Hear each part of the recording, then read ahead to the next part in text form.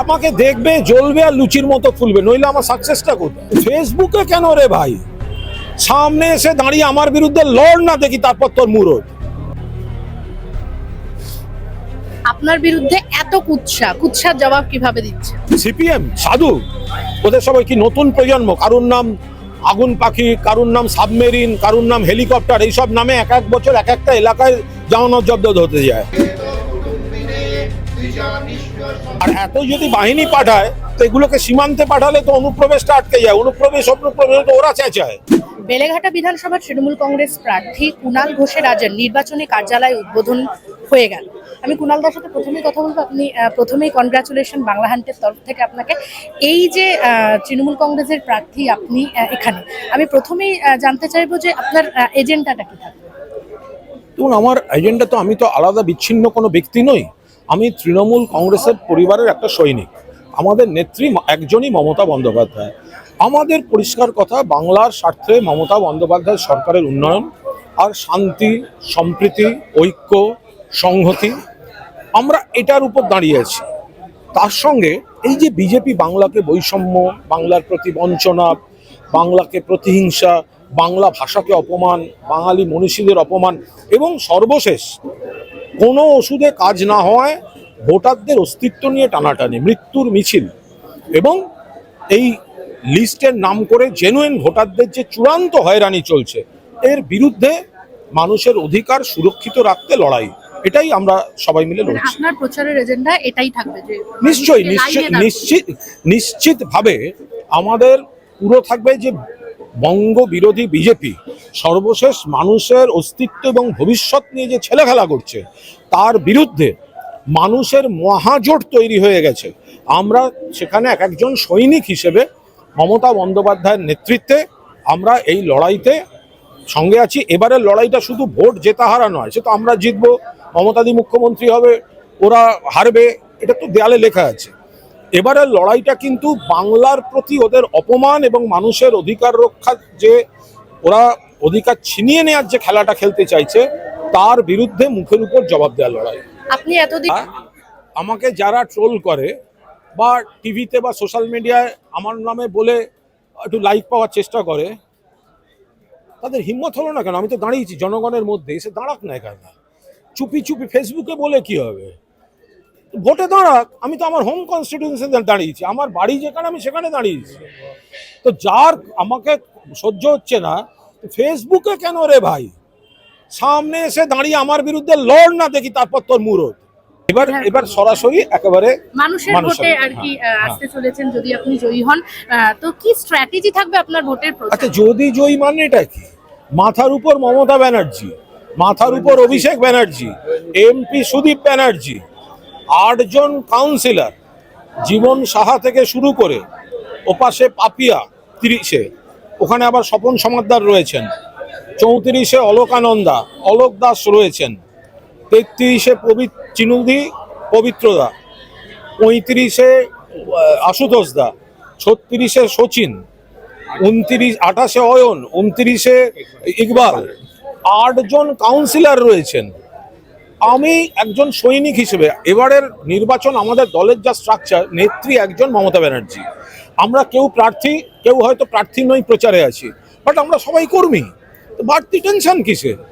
আমরা বাংলার মানুষের স্বার্থে মমতাদির যে লড়াইটা, সেটা মানুষের কাছে নিয়ে যাচ্ছি। কিন্তু বিজেপিও তো তার শক্তিতে মানে পিছিয়ে নেই, ময়দানে একেবারে কোমর বেঁধে নেমে আরে তো মজাই আলাদা। ওরা যে এইসব কাজ করবে, দুষ্টুমি করবে, চক্রান্ত করবে, নোংরামি করবে, এবার যদি শুধু গোল গোল যদি ওদের হারাতাম তাহলে কতটা আনন্দ হতো। আর ওদের এই নোংরামির পর, হারানোর পর, আপনি 4 তারিখে বিকেলের বাংলার চেহারাটা দেখে নেবেন। কিন্তু এই যে তৃণমূল কংগ্রেসের দুর্নীতি একাধিক সামনে এসেছে, সাধু যুধিষ্ঠির, ওরা কি?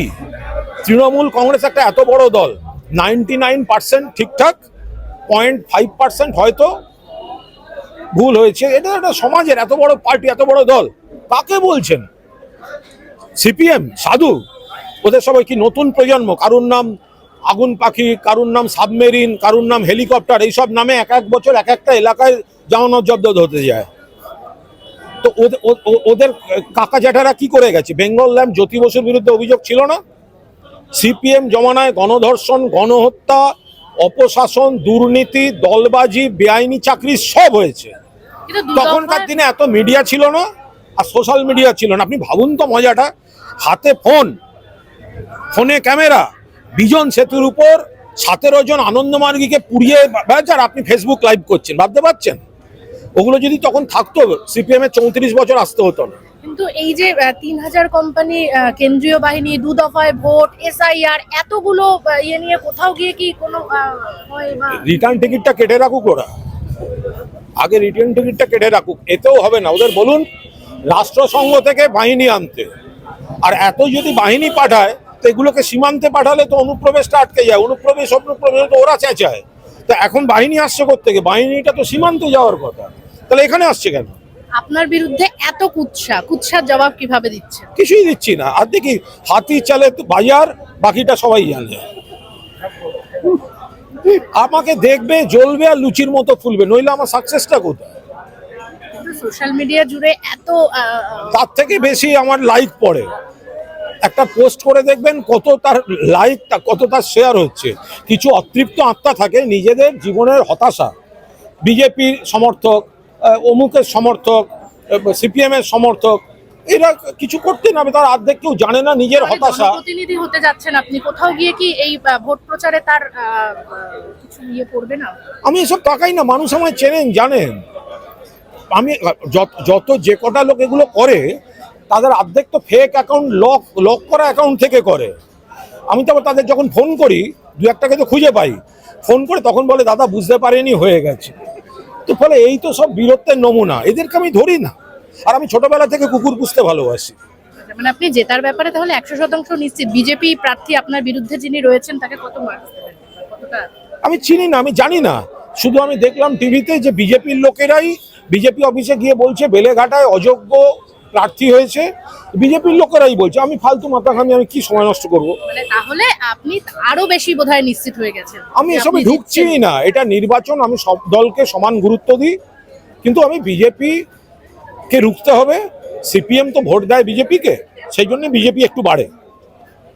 আমি সিপিএম এর যারা আমাদের একটু মানে সিরিয়াস, যারা ওই উগ্র আগেকার সেই মানে ওইরকম সিপিএম না, এরা একটু সিরিয়াস সিপিএম, বলবো ভোটটা নষ্ট করবেন না, কারণ আপনাদের ক্যান্ডিডেট তো জিতবে না। আপনারা বিজেপির ভোট হয়ে সুবিধা করে দিতে নেমেছেন, ফলে বিজেপিকে যদি রুখতে হয় তাহলে বামপন্থী বা কংগ্রেস বা বাকি যারা আছে তাদের বলবো ভোটটা নষ্ট করবেন না, সরাসরি সব জায়গায় তৃণমূল প্রার্থীদেরই দিয়ে দিন। একদমই বিপক্ষীয় প্রার্থী যারা রয়েছেন তাদেরকে গুরুত্ব দিচ্ছেন, কিন্তু গুরুত্ব দিয়েও কিন্তু তিনি নিজের জেতার ব্যাপারে 100% নিশ্চিত। বেলেঘাটা তৃণমূল কংগ্রেস প্রার্থী কুণাল ঘোষ। ক্যামেরায় জয়ের সঙ্গে নিবেদিতা, বাংলা হাট, কলকাতা।